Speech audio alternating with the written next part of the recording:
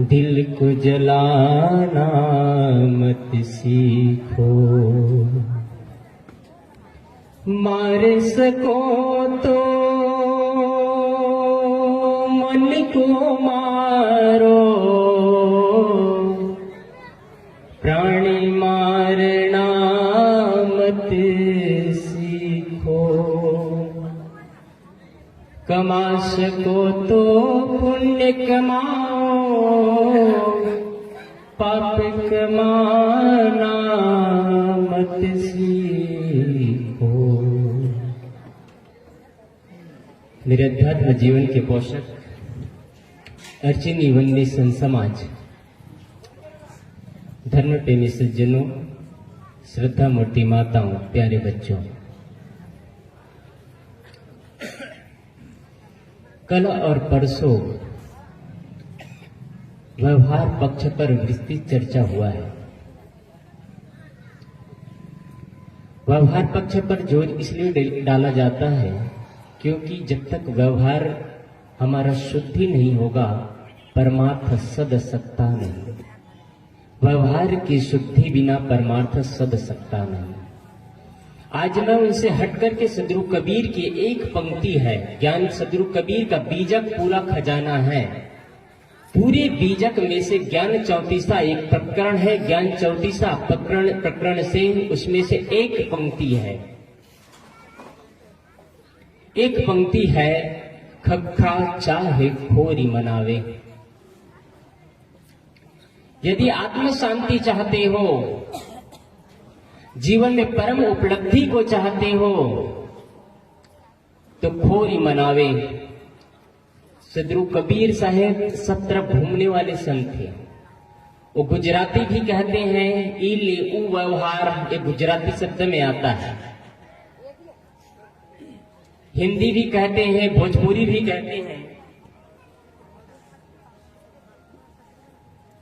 और छत्तीसगढ़ी भी कहते हैं। ये छत्तीसगढ़ी शब्द है, खखा चाहे खोरी मनावे। खोरी क्या चीज है? आप लोग कहते हैं अपने भाषा में खोरी, खोरी मतलब गली। सदगुरु कबीर साहब ये कह रहे हैं कि यदि शांति चाहते हो तो अपने इंद्रियों को अपने वश में कर लो। जो आदमी अपने इंद्रियों को वश में कर लेता है, वो व्यक्ति परम उपलब्धि को प्राप्त कर लेता है। और जो व्यक्ति अपने इंद्रियों को अपने वश में नहीं कर पाता है, वो नाना प्रपंच करते हुए भी जीवन को तबाह कर लेता है। हम सब के सब असंयमित जीवन जीते हैं। हमारे जीवन में संयम नाम का चीज ही नहीं है। कोई भी साधक परम तत्व की ऊंचाई पर पहुंचता है, परम ऊंचाई पर पहुंचता है, आध्यात्मिक सुख की प्राप्ति करता है, वह साधक संयमी होता है।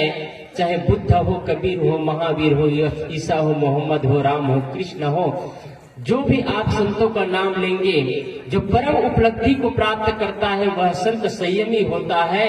और बिना संयम के जीवन में कोई विकास नहीं कर सकता है। कामी, क्रोधी, लोभी, मोही, लालची आदमी जीवन में विकास नहीं कर सकता है। ये क्षणिक सुख मिलता है इन चीजों से, बाद में सिर्फ दुख और दर्द भरी जिंदगी होता है। इसलिए संयम बहुत जरूरी है। संयम करे तो किसका संयम करे? संयम क्या चीज है?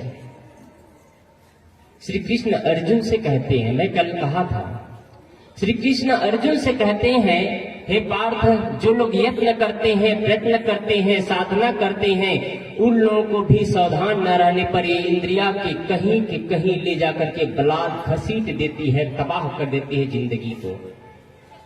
कैसे? उदाहरण समझे। जो आदमी जीवन में कभी शराब का नशा का सेवन नहीं करता है, अच्छे मत पंथ और संप्रदाय में जुड़े हुए हैं, लेकिन साधना कर रहे हैं, संयम के पाठ पर चल रहे हैं, उन्होंने सावधानी नहीं रखा, साथियों के संग में जाकर के न डुबकी लगा लेता है, शराब के मुंह में उसमें डूब जाता है। संयम नहीं किया ना, सावधानी की जरूरत है। ये हमारे इंद्रियां हैं, ये सरसों के दाने की तरह होता है। बस कोई आदमी सरसों के दाने को ले ले और एक पोटरी में बांध दे, पोटरी बांध करके दाने को रखे और सरसों के दाना का पोटरी खुल जाए। इमेजिन करिए आप लोग, सरसों के दाना का आप पोटरी रखे हो, वो पोटरी अगर खुल जाए तो सरसों के दाने कहाँ जाएगा? कहीं गलीचे के नीचे चला जाएगा, कहीं दरी के नीचे जाएगा, कहीं चटाई के नीचे जाएगा, कहीं चौकी के नीचे जाएगा। पुनः उन सरसों के दाने को बटोरना कितना मुश्किल है। हम सबकी इंद्रियां वैसे ही है। यदि हमने इंद्रियों को अपने वश में रखा, अपने तन मन वचन को अपने वश में रखा, तब तो ठीक है, नहीं तो इंद्रियां हमको जीवन में तबाह कर देगी। आज क्या हो रहा है आप सब जानते हैं। आज इंद्रियां हमको नहीं चला रही है, आज हम इंद्रियों को नहीं चला रहे हैं, इंद्रियां हमको चला रही है। हम इंद्रियों को अपने इशारे पर कंट्रोल नहीं कर पा रहे हैं। हमारे जीवन में कोई डिसिप्लिन नहीं है, कोई डिसिप्लिन नहीं, जीवन में कोई रौनकता नहीं, जीवन में कोई चमक नहीं, बस मरे मरे उदासी जीवन जीते हैं। पर्सनालिटी जीवन की तो वो करते हैं जिनके जीवन में संयम का पाठ होता है, जिसके जीवन में असंयम नाम की चीज नहीं है, वो लोग महान होते हैं और वही लोग सही जीवन जीते हैं। हमारे जीवन में कोई पर्सनालिटी नहीं है, बस उखड़ा उखड़ा जीवन, न चेहरे में चमक, न मन में प्रसन्नता, न परिवार में रौनकता, कुछ भी नहीं, उदासी और मरे मरे जीवन जीते चले जा रहे हैं। जीवन में कोई कुछ भी नहीं रह गया, बस जी रहे हैं और इसी को जीना नहीं, इसी को जीवन को घसीटना कहते हैं। हम सब क्या करते हैं, जीवन को जीते हैं या घसीटते हैं? हम सब अपने जीवन को जी नहीं रहे हैं, घसीट रहे हैं। जीवन में संयम चाहिए, बिना संयम के जीवन में विकास नहीं कर सकते, बिना संयम के आप अध्यात्म के ऊंचाई तक नहीं पहुंच सकते। बड़ी बड़ी आत्मा ज्ञान की बातें सुन सकते हैं, सुनने से आप ऊंचाई तक नहीं पहुंचेंगे। पहले मैंने कहा व्यवहार की शुद्धि चाहिए, व्यवहार शुद्ध हो गया। मैंने पहले ही दिन कहा था, गुरुदेव जी की पंक्ति कहा था, व्यवहार ही में तो झाल है, परमार्थ में झगड़ा कहाँ। आपने व्यवहार को सुधार लिया तो परमार्थ आपका सदा सुधाया है। व्यवहार सुधरने के बाद में आपकी इंद्रियां सुधर जाती है, इंद्रियां सुधर जाने के बाद में, इंद्रियां संयमित हो जाने के बाद में, आप जब जब अकेले में बैठते हैं, आपका तन मन वचन शांत हो जाता है, आप एकाग्र होकर के बैठते हैं। जीवन में आपका डिसिप्लिन, आपको एक चीज बताऊं, जितना जानवरों में नियम होता है ना, जितना जानवरों में डिसिप्लिन होता है, इंसान में उतना डिसिप्लिन नहीं है। जितना जानवर संयमित होते हैं उतना इंसान संयमित नहीं होते हैं। आप देख लीजिएगा, आप सरल सा उदाहरण ले लीजिए, गाय मर जाएगी लेकिन मांस नहीं खाएगी, खाएगी तो घास खाएगी। शेर मर जाएगा लेकिन घास नहीं खाएगा, खाएगा तो मांस ही खाएगा। इंसान कैसा है, क्या कहेंगे इसको? जो शाकाहारी भी है और मांसाहारी है, मांसाहारी भी हो गया है, सब कुछ हजम कर जाता है। न इसको इंसान में गिनती दिया जा सकता है, न जानवरों में गिनती दिया जा सकता है। जानवरों के पास इतना डिसिप्लिन है। एक जानवर है जो कितना ही भूखा हो, मर रहा हो, उसके पास आप रख करके देख लीजिए। कोई गाय है, उसके पास मांस रख करके देखिएगा, क्या खाएगी वो मांस? मर जाएगी गाय लेकिन मांस नहीं खाएगी, खाएगी तो घास ही खाएगी। हम लोग के जीवन में कितना संयम है, क्या पेय है, क्या अपेय है, क्या खाद्य है, क्या अखाद्य है, कोई चीज नहीं जान पाते हैं। जीवन में संयम का पाठ ही नहीं है, कोई संयम नहीं। रात्रि में टीवी देख रहे हैं, मोबाइल देख रहे हैं, आंखों से चुभन हो रही है, आंखों से दर्द महसूस हो रहा है, आंख कह रहा है बेटा अब बस करो, डिस्प्ले बंद कर दो। मन कहता है थोड़ा और देख लो ना, अभी तो 11 ही बजा है, अभी तो 11 ही बजा है। रात 12 बज जाता है, 1 बज गया, आंखों में चुभन हो रही है, लेकिन मन कहता है बेटा और थोड़ा देख लो। जब खाना शुरू करते हैं, अच्छे अच्छे मिठाई आता है, नया मिष्ठान आता है, 2-4 पीस खाए, 5 पीस खाए, अच्छा लग रहा है, अंदर पेट से आवाज आ रही है अब बेटा मत खाना, न स्वास्थ्य के लिए बहुत नुकसानदायक है। गुलाब जामुन 4 खाया, 5 खाया, बगल से रसमलाई आ गया, कहीं लार तो नहीं आ रहा है वो। मन कहता है थोड़ा और खा लो ना, क्या होता है। मैं संयम की पाठ कह रहा हूं। मैं आज का विषय ओनली संयम पर ही बताऊंगा। मैं बिना जीवन के संयम में विकास नहीं, बिना संयम के जीवन में विकास नहीं कर सकते, उत्थान नहीं कर सकते। संयम चाहिए, डिसिप्लिन होना जीवन में बहुत ही जरूरी है। जिसे हम बुद्ध, कबीर, महावीर, ईसा, मोहम्मद, रामकृष्ण कहते हैं, उनके जीवन में डिसिप्लिन था, संयम था, तब वो महान हुए। और आज संयम नहीं होता तो हम आप जैसे सरल से इंसान होते हैं। आप नेपोलियन बोनापार्ट का नाम सुने होंगे। नेपोलियन बोनापार्ट फ्रांस का प्रधान सेनापति था।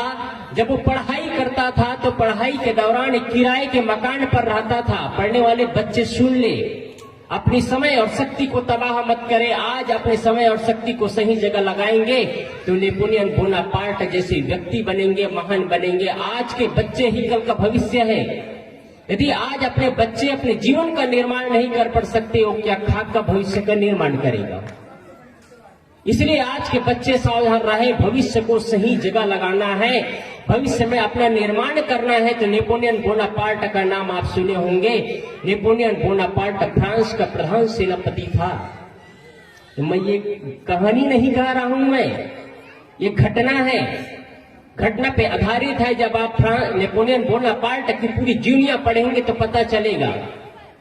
नेपोलियन बोनापार्ट एक किराए के मकान पर रहता था पढ़ाई के दौरान। वो किराए के मकान में रहता, वो किराए के मकान में एक उनके घर की जो मालकिन थी, जब भी नेपोलियन बोनापार्ट के कक्ष में जाती तो नेपोलियन बोनापार्ट पढ़ रहा होगा या लिख रहा होगा या कपड़े धो रहा होगा या भोजन बना रहा होगा। नेपोलियन बोनापार्ट एक मिनट भी खाली नहीं रहता था। नेपोलियन बोनापार्ट ने उस व्यक्ति को, इस युवती को एक मिनट का समय नहीं दिया, एक मिनट का भी समय नहीं दिया। कुछ वर्षों बाद नेपोलियन बोनापार्ट किराए का मकान छोड़ करके अपनी पढ़ाई की तैयारी आगे करता है, सेना में भर्ती होता है। और एक दिन ऐसे समय आता है कि नेपोलियन बोनापार्ट फ्रांस का प्रधान सेनापति बन जाता है। प्रधान सेनापति बनने के बाद वही नेपोलियन बोनापार्ट घुड़सवार होकर के अपने साथियों के साथ में उस मैदान में आता है जहां पर वो रहता था, उस मकान में आता है जहां पर रहता था। और उसी युवती से पूछता है, बहन क्या तुम नेपोलियन बोनापार्ट नाम के व्यक्ति को जानती हो क्या? जैसे ही नेपोलियन बोनापार्ट का नाम सुनती है, युवती बोलती है, आप उसके बारे में क्यों जानना चाहते हैं? क्या आप कुछ जानते हो उसके बारे में? नेपोलियन बोनापार्ट फिर से प्रश्न कर रहे हैं। हाँ जानती हूं, मैं अच्छी तरह से जानती हूँ। उसके बारे में क्या पूछना, वो पुस्तकों का कीड़ा है, कीड़ा। संगीत विहीन जीवन, माधुर्य विहीन जीवन, बस पुस्तकों का कीड़ा। उनके जीवन में कोई सौंदर्य ही नहीं है। नेपोलियन बोनापार्ट के पास, उनकी बुराई कर रही है युवती। नेपोलियन बोनापार्ट अंदर से गदगद होकर के हंस रहा है। और अंतिम में जब बोलने के बाद अंतिम में नेपोलियन बोनापार्ट कहता है, बहन जिस नेपोलियन बोनापार्ट की तुम निंदा करने जा रही हो, निंदा कर रही हो, वो नेपोलियन बोनापार्ट मैं हूं। यदि मैं तुम्हारे चंगुल में फंस जाता तो आज मैं प्रधान सेनापति नहीं बनता, फ्रांस का एक साधारण सा सेवक होता, साधारण से सैनिक होता। आज मैं प्रधान सेनापति हूं क्योंकि मैं अपने जीवन को सही दिशा में ले गया। हम क्या जीवन में संयम कर पाते हैं? हमारा हाथ उधर ही उठना चाहिए जिधर हम उठाना चाहते हैं, हमारा पैर उधर ही बढ़ना चाहिए जिधर हम बढ़ाना चाहते हैं। मुख से वो शब्द निकलना चाहिए, तौल करके शब्द निकलना चाहिए जिससे किसी का मन मस्तिष्क खराब मत हो, किसी का घर द्वार न टूटे, किसी का परिवार न बिखरे। वो शब्द चुन करके बोलना चाहिए। हमारे जीवन में संयम नाम का पाठ ही नहीं है। अस्त व्यस्त जीवन जीते हैं, जीवन में कोई रौनकता नहीं, जैसे लगता है मरे मरे उदासी जीवन। और हमारा जीवन जैसे होता है वैसे हमारा पूरा माहौल बनता है। कोई हमारा जीवन उदासी जीवन है, जीवन में रौनकता नहीं है, तो जिस घर में रहते हैं उस घर का माहौल भी खराब कर देते हैं हम, उस घर के माहौल खराब कर देते हैं। उस घर के बच्चे उदासी जीवन जीते हैं, बच्चे अस्त व्यस्त रहते हैं, बच्चे में साफ सफाई नहीं, घर में साफ सफाई नहीं, संयम नहीं है ना जीवन में। संयमित व्यक्ति का जीवन देखने लायक होता है, संयमित व्यक्ति का जीवन अनुकरणीय होता है, संयमित व्यक्ति का जीवन पढ़ने लायक होता है। उनका चलना, उनका बोलना, उनका खाना, उनका पीना, उनका देखना, उनका सोचना पूजनीय बन जाता है। जिसे हम महान कहते हैं। क्या हमारे जीवन में ऐसा है? क्या आप कह सकते हैं कि मेरे जीवन में इतना आदर्श है कि मेरे बच्चे उसको पालन करें तो उनको जीवन स्वर्गमय बन जाएगा? आप संयम करना सीखिए, और सबसे ज्यादा संयम की जरूरत है वाणी पर संयम। हमारे आंख दो है, काम सिर्फ देखना है, नाक दो है, सिर्फ काम श्वास लेना सुनना है, कान दो है, सिर्फ काम सुनना है, लेकिन जीव एक है, उससे रसपान करते हैं, भोजन करते हैं और शब्द बोलते हैं, और सावधान ना रहे तो जाता के बीच में जो जाता है वो पीस जाता है, वैसे ही ऊपर नीचे जाता लगा है दांतों का, सावधान ना रहे तो कट कर खून बहना शुरू हो जाता है। और संयम नहीं तो शब्दों से, जीभ से बोला हुआ शब्द हमारे परिवार को उजाड़ करके रख देता है, फिर अपने ही पराये नजर आते हैं, जीवन बर्बाद हो जाता है। आत्मीय बंधुओं, संयम की बहुत ही जरूरत है। एक बुढ़िया माँ थी, एक कहानी नहीं है, फिर से कह रहा हूं मैं, एक बुढ़िया माँ थी। महाकुंभ चल रहा है अभी, वैसे एक समय महाकुंभ चल रहा था, महाकुंभ का समय है। एक बुढ़िया माँ सुनी थी कि महाकुंभ है, अब प्रयाग में जाकर के संगम में स्नान करने के बाद में मुक्ति मिल जाती है। उन्होंने सोचा मैं भी जाकर के स्नान कर लूं। वो बुढ़िया धीरे धीरे चलते चलते आई, 2 दिन में पहुंची जैसे तैसे, और संगम में जाकर के स्नान कर लेती है। संगम में स्नान तो कर लेती है, बुढ़िया की जर्जरता की अवस्था थी, पैर से चला नहीं जा रहा था, तेज धूप, अब चले तो कैसे चले। देखती है बुढ़िया माँ बगल में ऊंट बैठी है, ऊंट बैठा हुआ है बगल में, वो चलते चलते आती है बुढ़िया माँ और ऊंट पर बैठ जाती है। जैसे ही ऊंट पर बैठती है बुढ़िया माँ, ऊंट खड़े होकर के चलना शुरू कर देता है और ऊंट आगे बढ़ना शुरू कर देता है। लोग पूछते हैं माँ तुम कहाँ जा रही हो? बुढ़िया माँ क्या बोलती है, बेटा ऊंट जिधर ले जाए उधर ही मैं चली जाऊंगी, क्योंकि मेरे हाथ में ऊंट का नखेल नहीं है। नखेल मतलब समझ रहे हैं, उसका रस्सा मेरे पास नहीं है, मैं रस्से से उसको कंट्रोल नहीं कर सकती। ये हमारी इंद्रियां ही वैसे ही, बुढ़िया माँ की कहानी नहीं है ये हम सबकी जीवन की कहानी है। हमारी इंद्रियां हमको जिधर ले जा रहा है उधर ही हम चले जा रहे हैं, उधर ही हम पैर आगे बढ़ा रहे हैं। हमारा पैर मदिरालय की ओर आगे बढ़ता है तो मदिरालय की ओर जाते हैं, और पैर मंदिर की ओर आता है, घर मंदिर बन जाता है तो घर की ओर आगे बढ़ाते हैं। हमारा पैर आगे बढ़ता है, मन ऑपरेटिंग करता है कि हमको संतों का दर्शन करना चाहिए, संतों का ज्ञान अर्जन करना चाहिए, जीवन को निर्वाण की स्थिति में ले जाना चाहिए, तो संतों का दर्शन करने आते हैं, नहीं तो हम गलत दिशा की ओर जाते हैं। ये बुढ़िया माँ की स्थिति नहीं, हम सबकी स्थिति है। जिधर इंद्रियां ले जा रही उधर बस हम चले जा रहे हैं। जीवन में संयम नाम का पाठ ही नहीं। संयम करना सीखे, उतना ही खाए जितना हजम कर सकते हैं, वो चीज ही खाए जो आपका पेट पचा सकता है, और बाकी चीज मत खाए। आज इतना द्रव्य आ रहा है खाने पीने का, और आप सभी से निवेदन करना चाहूंगा कि पैकेट बंद चीज कम से कम यूज करिए।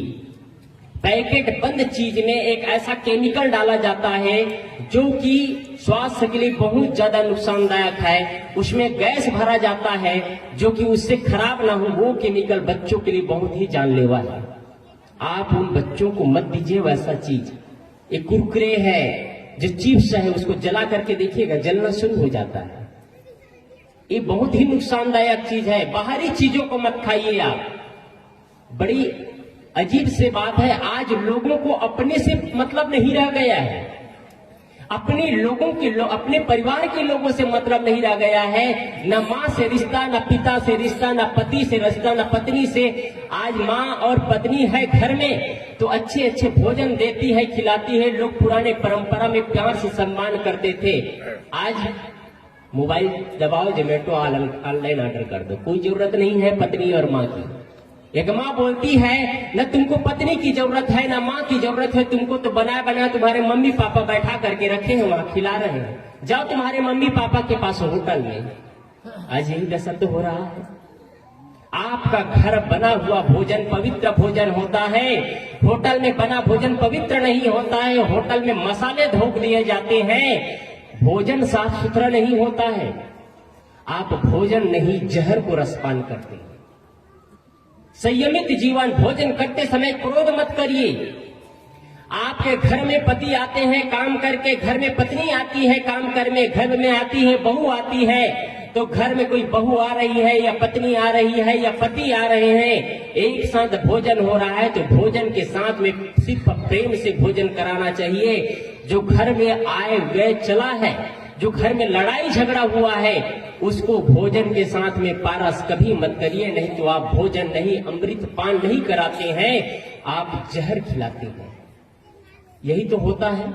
इधर से पति देव को भोजन भी कराते हैं, उधर से घर में बहू आती है, नौकरी करके आती है, सासू माँ भोजन करने भी नहीं देती है और उनको जहर उगालना शुरू कर देती है। ये हुआ, वो हुआ, वो हुआ। क्यों आप अपने जीवन में शांति नहीं चाहते हैं? संयम की पाठ चाहिए। महात्मा गांधी को जानते हैं? महात्मा गांधी की उनकी पत्नी कस्तूरबा बाई को उनको हो गया था ब्लड प्रेशर। जब ब्लड प्रेशर हो गया था तो डॉक्टर ने कहा था तुमको नमक नहीं खाना है। डॉक्टर ने कहा तुमको नमक नहीं खाना है। कस्तूरबा बाई भोजन बनाती, अपने लिए अलग बनाती और महात्मा गांधी के लिए अलग भोजन बनाती, और भोजन दोनों करते, अलग अलग भोजन करते, लेकिन छुप के थोड़ा सा नमक डाल लिया करती थी। कहीं से पता चल गया महात्मा गांधी को कि कस्तूरबा बाई भोजन में थोड़ा नमक डाल लिया करती है। एक दिन कस्तूरबा बाई भोजन कर रही थी, भोजन करते करते उन्होंने उनका भोजन छीन लिया और मुख में डाल लिया और कहा तुम नमक लेती हो भोजन में। इतना सुनने के बाद कस्तूरबा बाई सर रह जाती है। महात्मा गांधी क्या बोलते हैं, ठीक है तुमको नमक खाना है या नहीं खाना है तुम जानो, आज से लेकर के 6 महीना तक मैं नमक को टच भी नहीं करूंगा। महात्मा गांधी ये संकल्प लेता है। कस्तूरबा बाई बोलती है तुम क्यों नहीं खाओगी, बीमारियां मेरी है, तुम क्यों छोड़ रहे हो? कहे आखिर मैं तुम्हारी पत्नी हूं और तुम मेरी अर्धांगिनी हो, तुम नमक खाओ नमक ना खाओ, मैं नमक खाऊं तो क्या मतलब होता है? हम दोनों मिल करके एक होते हैं, इसलिए आज से मैं नमक छोड़ता हूं, तुम खाओ या ना खाओ। ये संयम का पाठ है। कितने पति देव है अपने पत्नी के लिए नमक छोड़ेंगे? कहे तुम मरो या जियो मुझे मतलब नहीं है, मुझे तेज तर्रार भोजन चाहिए, अच्छा सा भुना हो, अच्छा सा हल्दी मिर्चा लगा हो, तेज तर्रार भोजन चाहिए, मुझे ऐसे वैसे भोजन नहीं चाहिए। जीवन में संयम की जरूरत है आत्मीय बंधुओं। बिना संयम के आप जीवन को व्यवस्थित नहीं जी सकते हैं। आप वही सोचो जो कि सोचना चाहिए। हम सोचते भी गलत है क्योंकि संयम ही नहीं है जीवन में। व्यर्थ बातों की चिंता करते रहते हैं, कल क्या होगा, परसों क्या होगा, काल्पनिक कल्पना में चले जाते हैं, डूबते चले जाते हैं। संयम ही नहीं है, जो सोचना चाहिए वही ही सोचे। हम जो नहीं हुआ वो दुख को दुख बनाते चले जाते हैं। एक बूढ़ा व्यक्ति था, संपन्न व्यक्ति, गुरु जी के पास आकर के बैठे और चिंतित, बहुत चिंतित। गुरुदेव जी कहे क्यों चिंता क्यों है, किस बात की चिंता है, क्या सोच रहे हो?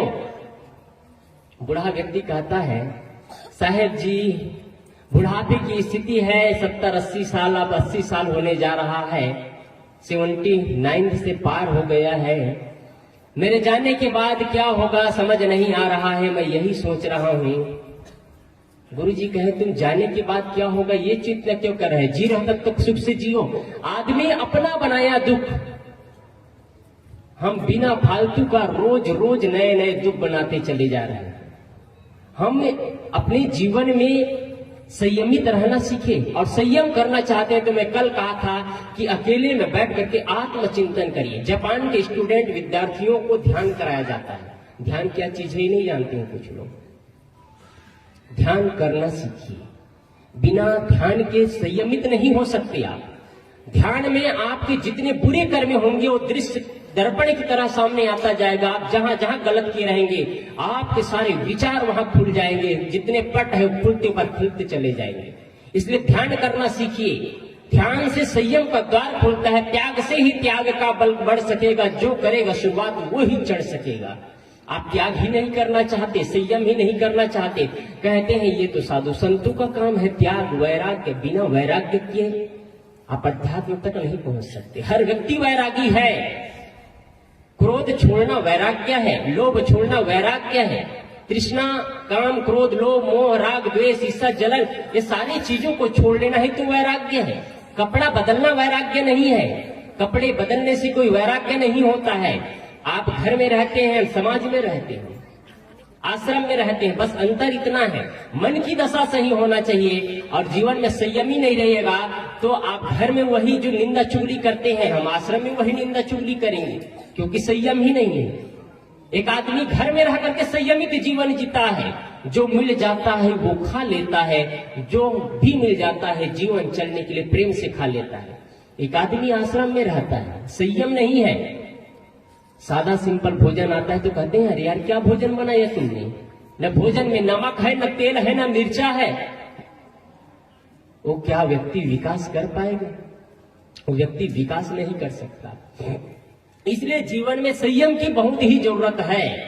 और मैं शुरू दिन कहा था कि सबसे ज्यादा जीवन में संयम की जरूरत है तो वाणी। अभी भी मैं कहा जीव का 3 काम है, रसपान करना, भोजन करना और मुख से शब्द बोलना। आप भारतीय परंपरा से हैं, सभी लोग हिंदू संप्रदाय से जुड़े हैं। हिंदू धर्म नहीं है, धर्म नहीं कहता मैं, इसको याद रखिएगा। हिंदू संप्रदाय है, धर्म उसे कहते हैं। धर्म की परिभाषा 1 मिनट में बता दूं आपको। धर्म उसे कहते हैं जिसको सब माने, जिसको कोई माने और कोई ना माने वह धर्म नहीं हो सकता। हिंदू धर्म नहीं है, संप्रदाय है। क्योंकि हिंदू को सिर्फ हिंदू मानते हैं, जैन, बौद्ध, मुस्लिम, सिख, ईसाई, अन्य देशी फ्रांसियों को कोई मतलब नहीं है, आउट ऑफ कंट्री वाले को कोई मतलब नहीं है हिंदू धर्म से। इसलिए धर्म वह है जिसको सब माने वह धर्म है, जिसको कोई माने और कोई ना माने वह धर्म नहीं हो सकता, हिंदू संप्रदाय। इसलिए धर्म आपके जीवन में होना चाहिए, संयम आपके जीवन में होना चाहिए। बिना संयम के जीवन में विकास नहीं हो सकता है। आप संयमित जीवन करेंगे, जीवन जिएंगे, तभी आप विकास कर सकते हैं। कुत्ता में जितना डिसिप्लिन होता है, जानवरों में, कुत्ता की बात आई तो मैं कहा करता हूं कुत्ते भविष्य को जानते हैं। एक कुत्ता था, कुत्ता घर में अंदर रहता, लेकिन कुत्ता के सामने कुछ भी पहले जो घटना घटने, ये कुत्ता ही नहीं, जानवरों में वो चीज होता है जो आज से कुछ मिनट बाद, अभी से कुछ मिनट बाद होने वाली घटनाओं को पहले से जान जाता है। ये जानवरों में डिसिप्लिन है, संयम है, इसलिए जानता है। और कोई संयमी महात्मा होगा वो भी जान जाता है कि अब कुछ तूफान मचने वाला है। संयमी महात्मा जान लेता है कि अब कुछ होने वाला है और अपने आप को समेट लेता है, अपने आप को समेट लेता है। एक जगह मंदिर में सभी लोग बैठे थे, सभी लोग बैठे थे, बाहर से आवाज आई, गड़गड़ गड़गड़ की आवाज आती है, आंधी तूफान होना शुरू हो गया। आंधी तूफान जब चला और पता चला कि भूकंप के झटके भी आ रहे हैं, तो काफी लोग बैठे थे हाल के अंदर बैठे थे। सभी लोग दौड़ करके बाहर निकल गए और संत वहीं बैठे रहे। भूकंप का झटका जब समाप्त होता है तो लोग अंदर प्रवेश करते हैं, प्रवेश करके पूछते हैं महात्मा जी से, हम सब के सब बाहर गए, आप क्यों नहीं गए? महात्मा जी कहते हैं आपने भूकंप के डर से बाहर भागे और बाहर प्रवेश किए, बाहर चले गए, और मैं इस भूकंप के झटका मुझे प्रभाव नहीं डाला, इसलिए मैं भीतर प्रवेश कर गया, अपने अंतरात्मा में खो गया, मुझे उसका प्रभाव नहीं पड़ा। मैं भी बाहर गया, तुम भी बाहर गए, मैं तुम लोगों से बाहर हट करके अपने अंदर गया और तुम लोग हाल से हट करके बाहर मैदान में गए, अंतर इतना ही है। इसलिए संयम चाहिए। मैंने नेपोलियन बोनापार्ट का नाम बताया, उनके जीवन में संयम था। कुत्ता का बात कह रहा था मैं। एक जगह एक बड़े व्यक्ति, पैसे वाले व्यक्ति के पास कोई चीज की कमी नहीं होती है। ये जापान की घटना है। जापान में एक बड़े व्यक्ति, जहां पैसों की कमी नहीं, वो जापानी लोग भारत में आए और भारत में आने के बाद एक बड़ा सा मंदिर उसको देखने के प्रयास किए, देखना चाहते थे। लेकिन जैसे ही मंदिर में जाना चाहते थे, मंदिर के मेन गेट पर ही लिखा था कि मंदिर के अंदर कोई भी कीमती वस्तु, कीमती चीजें नहीं ले जा सकते। थैला, मोबाइल, कैमरा, बैग, कोई भी चीज, चप्पल, जूता, सब कुछ छोड़ करके जाना, यहाँ अंदर प्रवेश वर्जित है। जापान से आए हैं लोग, सभी लोग देखना चाहते थे। अब रुके तो कौन रुके, उनके पास में कुत्ता था, देखने से भी डरावना, भयानक कुत्ता को उन्होंने कहा, सभी लोग सामान एक जगह रख दिए। सामान एक जगह रखने के बाद कुत्ता से कहा, देखना बेटा, इसका ध्यान रखना, हम आ रहे हैं। करीब मंदिर घूमने में 1 घंटा से ज्यादा लगता है। कुत्ता वहां से टस के मस नहीं होता है, हिलता भी नहीं, किसी में ताकत नहीं कि उनके सामान छू सके कोई। जानवरों में इतना डिसिप्लिन है, हमारे जीवन में कितना संयम है, असंयमित जीवन। आप सभी याद करिए, आपने अपने बहू को कैसे कैसे कटु शब्द बोले होंगे। आप सभी याद करिए, आपने अपने सासू माँ को कैसे कटु शब्द बोले होंगे। आप सभी याद करिए कि अपने ही पिता को, अपने ही माँ को, अपने ही पत्नी को कैसे कैसे कटु और तीखे शब्द बोले होंगे, जिसकी वजह से आज आपको नफरत करते हैं, वो आज आपसे प्रेम नहीं करते हैं। क्या संयमित होता तो जीवन ऐसे होता? संयमी लोगों से प्रेम करते हैं, हर व्यक्ति प्रेम से, चित्र से, चरित्र से ज्यादा प्रेम करते, चित्र के अपेक्षा चरित्र से लोग ज्यादा प्रेम करते हैं। कोई चित्र से सुंदर दिखता है, शरीर से सुंदर दिखता है तो लोगों को कुछ देर के लिए प्रेम होता है, लेकिन कोई आदमी चरित्र से, स्वभाव से सुंदर है, उनसे आदमी लोग मिलना चाहते हैं, उनसे बातें करना चाहते हैं। संत कोई स्मार्ट नहीं दिखते हैं, कोई रंगाई पुताई पुट्टी लगा करके नहीं आते हैं यहाँ। आप लोग तो पुट्टी लगा करके आते हैं, समझ आता हूँ भाई। समय का दौर है, बदलता चला जाता है। समय और परिस्थिति के हिसाब से जीना चाहिए, गलत तो नहीं है, लेकिन ज्यादा अच्छा है आप वो भी करें, लेकिन चरित्र तो अच्छा ही है, लेकिन स्वभाव को सुंदर बनाएं। आपके स्वभाव इतना माधुर्य होना चाहिए, आपका स्वभाव इतना सुंदर होना चाहिए कि आपके बाहरी लोग प्रेम करें या ना करें आपसे, लेकिन नजदीक के लोग तो प्रेम करें। ये प्रकृति का नियम अलग है और मनुष्य का मन का नियम बड़ा अलग है। जब समुद्र में लहरें आती है तो समुद्र में लहरें आने के बाद नजदीक के गड्ढों को लबालब करते हुए समुद्र के बगैर लहरें आगे बढ़ती है। आप देखे होंगे, समुद्र में जब लहरें आती है तो नजदीक के गड्ढों को पहले पानी भरता है, फिर आगे बढ़ता चला जाता है, नजदीक के गड्ढे पहले लबालब। आदमी का स्वभाव क्या है? अपना भाई प्रिय नहीं लगता है, मित्र के बच्चे वो अच्छे प्रिय लगते हैं। अपने बच्चे प्रिय नहीं लगते हैं, अपने मित्र के बच्चे प्रिय लगते हैं। अपने भाई प्रिय नहीं लगता, पड़ोसी प्रिय लगते हैं। अपने माँ बाप प्रिय नहीं लगते, बगल वाले प्रिय लगते हैं। अपने बहन प्रिय नहीं लगते, बगल वाले भाई का बहन प्रिय लगते हैं। दूर का डोल सुहावन, दूर के लोग कभी मिलते हैं, कभी आते हैं जाते हैं। बेटी आती है 2 दिन में चले जाती है, 4 दिन रहती है चली जाती है, कहती है माँ मेरे घर में बहुत सारे काम है, मैं नहीं रुक सकती, आपके साथ में वही बहू काम आएगी अंत समय तक। आप कहेंगे साहब फिर वही बात कर रहे हैं, वही तो जरूरी है। आज अध्यात्म तक कौन कौन पहुंचे हैं? अध्यात्म की बात तो सब ऊंची ऊंची बात कर लेते हैं, लेकिन ड्रिंक लेना नहीं छोड़ पाते हैं। टाइटल तो लगा लेते हैं कबीरपंथी, राधा स्वामी, गायत्री। आज शराब भट्टी कौन चला रहे हैं? सभी धार्मिक लोग शराब भट्टियों को चला रहे हैं। और आज हमारे छत्तीसगढ़ के हर व्यक्ति धार्मिक लोग हैं, न कहीं न कृष्ण से जुड़े हैं, न राम से जुड़े हैं, न कृष्ण कहीं न कहीं तो जुड़े हैं, लेकिन शराब भट्टी को वही लोग चला रहे हैं। मत चलाओ इन शराब भट्टियों को, घर को व्यवस्थित चलाओ। संयम की परिभाषा रखो जीवन में। मैं बीच में कह रहा था कि वाणी जीव एक है और काम 3 है। हिंदू परंपरा में रामायण और महाभारत, इसका उदाहरण आपको बताऊं।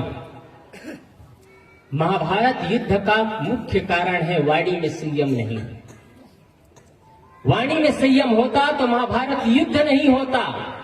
वाणी में संयम नहीं होने के कारण से युद्ध होता है।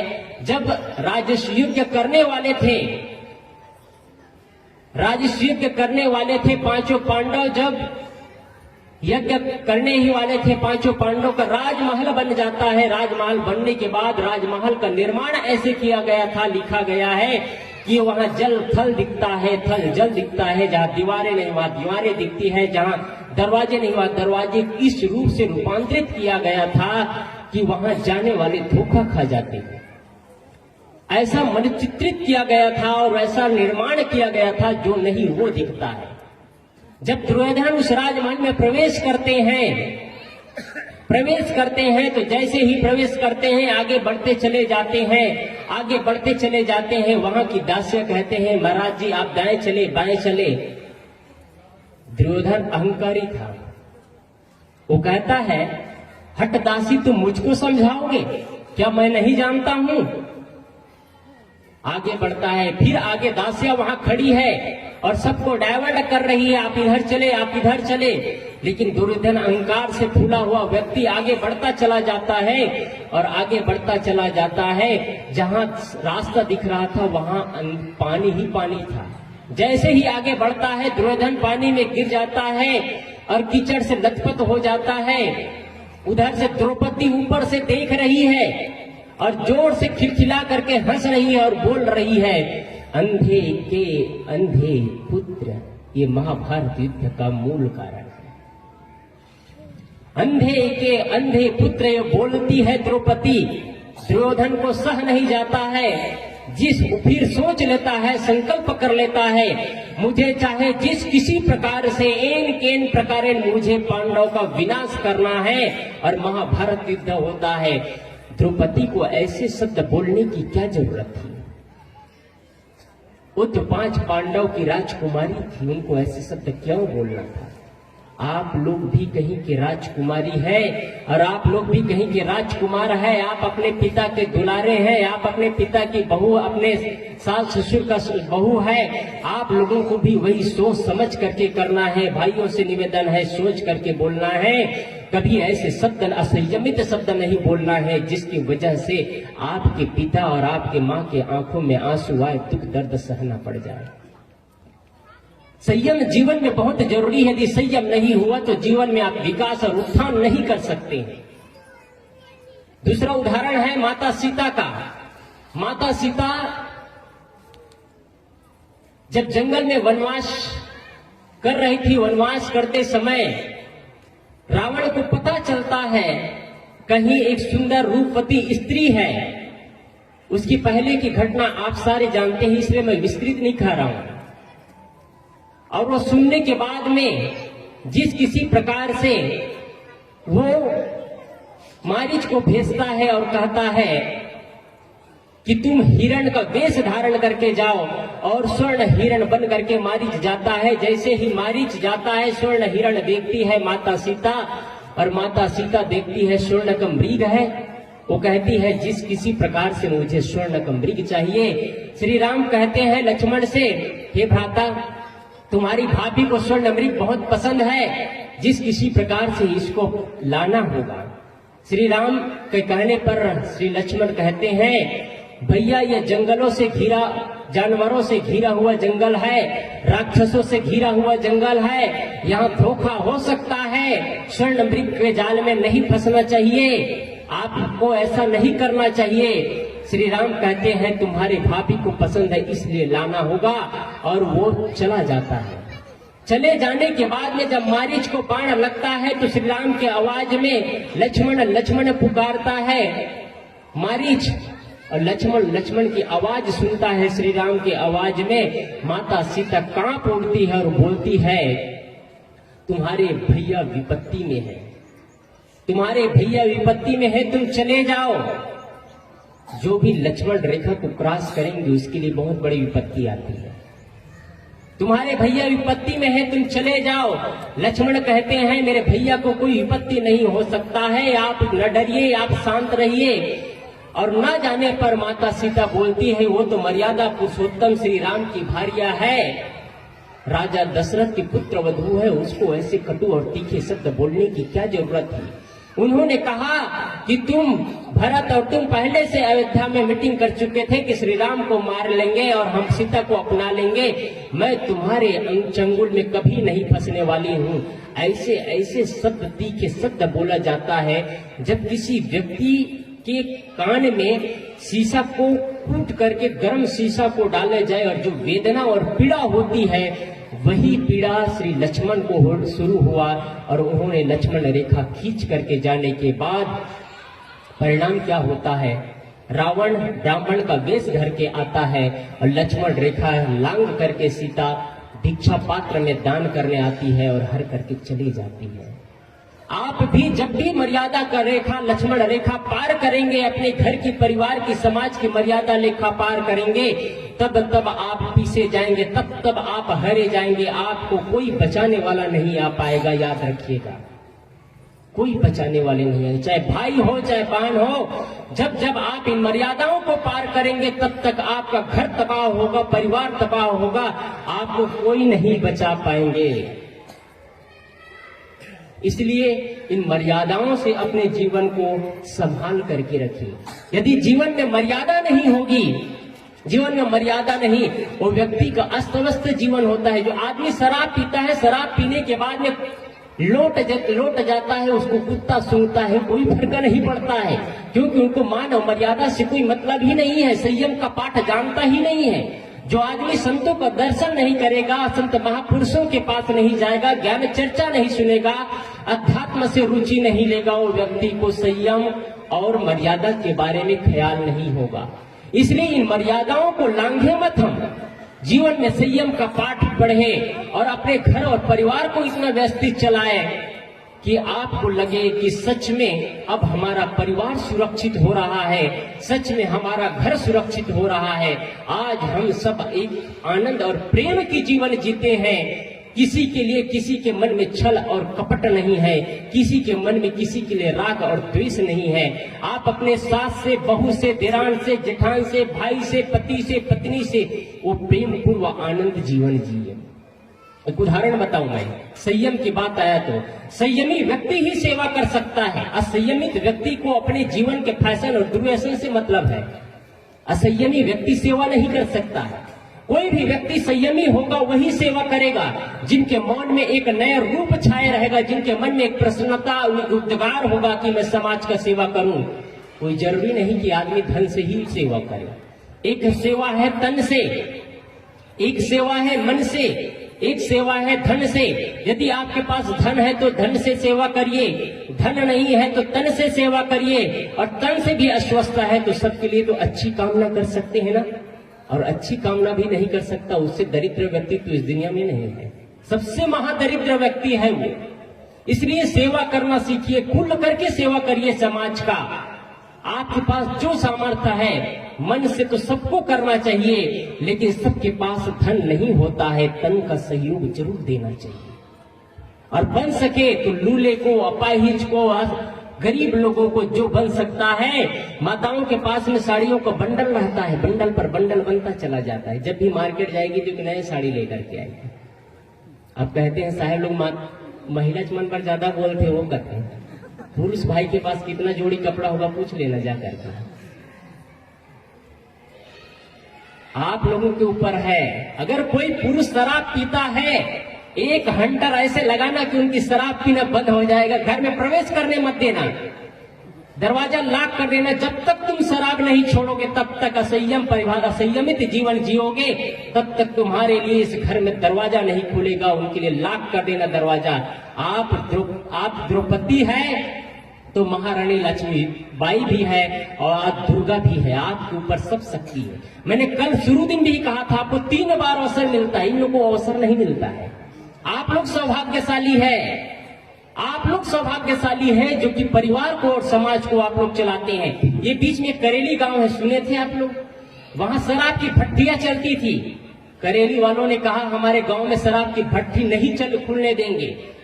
माताओं ने द्रोह किया, उस गांव में शराब की भट्टियां नहीं चलती है। गांव गांव फेरी लगाते हैं, और फेरी लगाते हैं, कोई शराब पी करके लोटा हो उसको डंडा से इतना सोड़ते हैं कि पूछो मत। हकीकत है भाई, डुप्लीकेट नहीं कह रहा हूं, डंडा से सीधा लगाते हैं। पूरा डंडा लेकर के घूमते हैं। इसलिए संयमी और सेवा करिए। सेवा एक सबसे महत्वपूर्ण चीज है जिससे आप सबको खुश कर सकते हैं। सेवा से सबको खुश कर सकते हैं। एक जगह एक संत रास्ते से गुजर रहे थे। रास्ते से गुजरते गुजरते देखते हैं कि एक बुढ़िया माँ जो लगभग 80 साल की अवस्था, जर्जरता की अवस्था है, शरीर में पूरा सीकन, चाम में सीकन आ गया है। यदि जोर से कलाई पकड़ा जाए तो चमड़े भी छिल सकता है। जोर से कलाई पकड़ा जाए तो चमड़े भी छिल सकता है, यह संभावना है। इतना मुलायम सा शरीर, 80 साल की अवस्था। उसको एक माँ है, उस माँ को बड़ी प्यार से बेटी नहला रही थी। संत उधर से गुजरते हैं और माँ की जर्जरता की अवस्था देखते हैं। इतना जर्जर अवस्था, बड़ी प्यार से और बड़े श्रद्धा से। एक नहलाना अलग होता है, पानी को उड़ेड़ देते हैं, नहला दिए कह देते हैं। एक होता है भाव से भर करके, प्रेम और श्रद्धा से गदगद होकर के, समर्पित होकर के नहलाना, वो अलग चीज है। कोई भी काम यदि समर्पित होकर के किया जाता है तो उनका तन मन प्रसन्न होता है। वो बहन बड़े प्रेम से, श्रद्धा से, भाव से अपने सासू माँ को नहला रही थी। उधर से संत गुजरते हैं, देखते हैं आखिर कौन है इसकी। संत पूछते हैं, क्या बेटी तुम्हारी सासू माँ है, बड़े प्यार से नहला रही हो? वो बेटी क्या बोलती है, नहीं भगवान, मेरी सासू माँ नहीं है, उससे बढ़कर के रिश्ता है। उनको आश्चर्य हुआ कि सासू माँ से बढ़कर के रिश्ता क्या हो सकता है? क्या तुम्हारी माँ है जो इतनी बड़ी प्यार से नहला रही हो? वो बेटी क्या बोलती है, संत भगवान, मेरी माँ भी नहीं है, उससे बढ़कर के रिश्ता है। संत को आश्चर्य हुआ, इस दुनिया में माँ और सासू माँ से बढ़कर के पवित्र रिश्ता क्या हो सकता है? उनको रहा नहीं गया। वो पूछते हैं, आखिर तुम्हारी माँ भी नहीं है, तुम्हारी सासू माँ भी नहीं, आखिर है तो कौन? इससे बढ़कर के पवित्र रिश्ता क्या हो सकता है? वो बेटी क्या बोलती है, संत भगवान, ये वो माँ है जिसकी कोख में मेरी सुहाग पला है। संत भगवान, ये वो माँ है जिसके कोख में मेरे सुहाग पला है, जिसके बदौलत मैं आज इस घर में टिकी हूँ, जिसके बदौलत आज मैं इस घर में टिकी हूँ, जिसके बदौलत मेरे माथे पे सिंदूर है, कलाई में चूड़ियां है, पैरों में माहौर है, गले में मंगलसूत्र है। इसके बारे में जितना ही बखान करूं मैं उतना ही कम ही। संत भगवान, ये वो माँ है। क्या इतना प्रेम होने के बाद किसी सास और बहू में टकराहट होगा? क्या असंयमी व्यक्ति क्या इतना सेवा कर पाएंगे? अब सोचो, जिस सासू माँ को इतना पवित्र भाव से बहू सेवा करती थी, वो सासू माँ कैसे रही होगी जो कि इतना संयमी जरूर रही होगी। अपने बेटी को कभी चुभन भरे शब्दों को, अपने बहू को चुभन भरे शब्दों का प्रयोग नहीं की होगी। संयमी और जीवन साधना जीवन जी होगी, इसलिए उस माँ के लिए इतना प्रेम है। आज से 3 साल पहले मैं इलाहाबाद से रायपुर आया तो एक जगह मैन्युफैक्चर है बेकरी का, करीब वो 15 साल से बहुत बड़ा मैन्युफैक्चर है बेकरी का। वहां मैं 3 दिन रुका था। एक भक्त है, वहां 3 दिन रुका था। वहां एक जैन लड़की आती थी केक सीखने के लिए, केक बनाना सीखना चाहती थी। वो वहां आती थी और फिर मैं बैठा था, उनसे चर्चा हुई। मैं कहा, आप स्पेशल गाड़ी से आते हैं, हर चीज है आपके पास, ये क्या करेंगे सीख करके? वो BMW गाड़ी से आती थी। अब BMW गाड़ी से आकर के 50 रुपये एक केक में मिलेगा, उससे क्या फायदा है? इतना ही पूछा, आपके पास सब कुछ है पर आप ये केक बनाने क्यों सीख रही है? कहे, महाराज जी, मैं टाइम पास के लिए आती हूँ, टाइम पास के लिए आती हूँ। मतलब आप कहे, उन्होंने मेरी माँ थी, सासू माँ, जिनका आज शरीर नहीं है, और उनके साथ करीब करीब मैंने 15 साल जीवन जिया, लेकिन 15 साल मुझे 15 दिन की तरह निकल गया। और सासू माँ के जाने के बाद आज मेरा 5वां दिन है। उनके परंपरा में ये सब, हिंदू परंपरा में जो होता है, ये पचनहान दसनहान ये सब नहीं होता है। उन्होंने कहा 5वां दिन है, मैं इतना बेचैनी और उदासी जीवन जी रहा हूँ इतना बेचैनी और उदासी जीवन। मेरी माँ का नाम संयम था और उन्होंने संयम की पाठ पढ़ा। उनका जीवन ही संयमी जीवन था। उनका खेलना, उनका बोलना, चलना, खाना पीना संयम का पाठ था। कितना प्रेम माँ से। माताओं और भाइयों से निवेदन करूंगा, बुढ़ापा में आपका जीवन इतना संयमी हो जाए, इतना संयमी हो जाए, उतना ही जबान से शब्द निकले जितनी जरूरत है। अन्यथा अधिक बोलने वालों को मौन साधना पड़ता है। आपको एक दिन मौन ही साधना पड़ेगा। इसलिए मौन साधना पड़े उससे पहले आज तैयारी कर लीजिए, बुढ़ापे की तैयारी। संयम का पाठ पढ़िए। आप जानवरों से बेहतर जीवन जिए। जानवरों के पास सोचने की शक्ति नहीं है, पर भी वो डिसिप्लिन और नियम के अनुसार चलता है। इंसान के पास में सोचने की शक्ति है। जब पानी में डूबता है तो हजारों किलोमीटर की यात्रा तय करके निकलता है। आकाश में उड़ता है तो न जाने कितने हजार किलोमीटर यात्रा तय करता है, तब नीचे आता है। आदमी की शक्ति यहाँ से जब गोलियां छोड़ता है तो 600 किलोमीटर लांग करके उनके बारूदें गिरती है। आदमी के पास इतनी शक्ति, आदमी ने इतना शक्ति का उपयोग और दुरुपयोग किया। यदि आज कोई परमाणु बम विस्फोट हो जाए तो पूरे विश्व को 3 बार तबाह किया जा सकता है। इतना विस्फोटक चीज हमारे दुनिया में बन करके रखा है। आदमी के पास संयम नहीं है, इसलिए विस्फोटक चीज बना है। संयम होता तो डर नहीं होता, और डर नहीं तो बंदूकें नहीं। हमारे गुरुदेव जी चलते थे, उनको बंदूकी की जरूरत नहीं थी। वो मध्य प्रदेश में थे तो उनको बॉडीगार्ड मिले थे गुरुदेव जी को। गुरुदेव जी ने कहा बॉडीगार्ड की हमको जरूरत नहीं है। सर मध्य प्रदेश और छत्तीसगढ़ एक था उस समय गुरुदेव जी को बॉडीगार्ड मिला हुआ था। उनके सामने पुलिस बल चलते थे। गुरुदेव जी ने मना कर दिया, हमको कोई जरूरत नहीं है। अब आजकल तो साधु लोग बगल में बॉडीगार्ड रखते हैं, तब शान लगता है उनको पंखा धुलाते रहे और कुछ करते रहे। आपकी शान वो नहीं है। आपका शान आपका स्वभाव है, आपकी शान आपकी सहजता है, आपकी शान आपका माधुर्य है। और ये साधु संत नहीं, हर व्यक्ति का शान है ये। इसलिए आप सभी बड़े जीवन का निर्माण करें और संयम की पाठ पढ़ें। मेरा सौभाग्य है आपके ग्राम में आने का। बीते पिछले वर्षों में मुझे आने का अवसर मिला था, लेकिन आज आप सभी ने मुझे इस जगह को स्थान दिया। आप सभी के लिए मैं आभारी हूं।